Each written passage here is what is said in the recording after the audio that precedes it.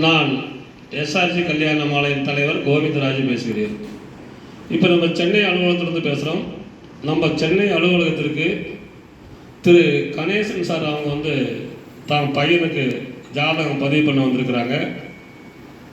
பையன் பேர் ஹேமச்சந்திரன், அகமுடியர், எட்டில் செவ்வாய், பூச நட்சத்திரம், கடகராசி, துலாம் லக்னம்.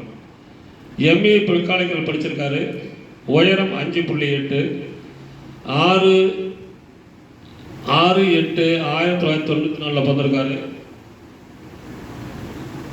மாதம் 70,000 சம்பளம் வாங்குறாரு. பம்பலில் இருக்காரு.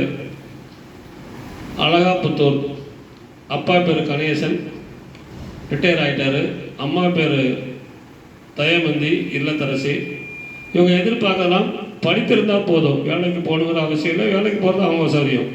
பிறப்பு வரிசை 2, கூட பிறந்தவர் ஒருத்தர், ஒரு அக்கா, கல்யாணம் ஆயிடுச்சு. இவர் ஒரு பையன்தான். இவரும் பென்ஷன்தாரர், வேலைக்கும் போகிறாரு. சொந்த வீடு, பிளாட்டு, காலிமனைலாம் இருக்குது.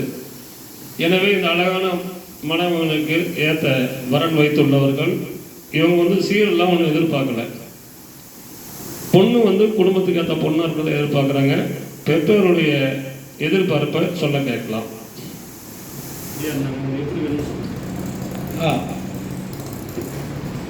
படித்த நல்ல பொண்ணாக இருக்கணுங்க. குடும்பம் நல்ல குடும்பமாக இருக்கணும். வசதி வாய்ப்புங்கிறது அப்புறம்.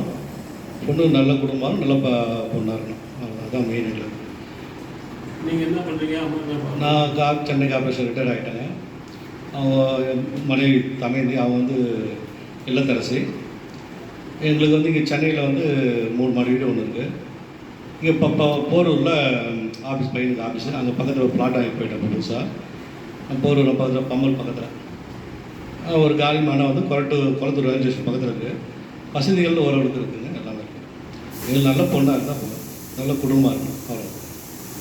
ஓகே. இப்போ இந்த பெற்றோருடைய கருத்துக்களை கேட்டீர்கள். இதுக்கு தகுந்த வரன் வைத்துள்ளவர்கள் எங்களை அணுகினால் உடன் பேசி முடிக்கலாம். இதுவரை கேட்ட அனைத்து நல்ல உள்ளங்களுக்கும் நன்றி, வணக்கம்.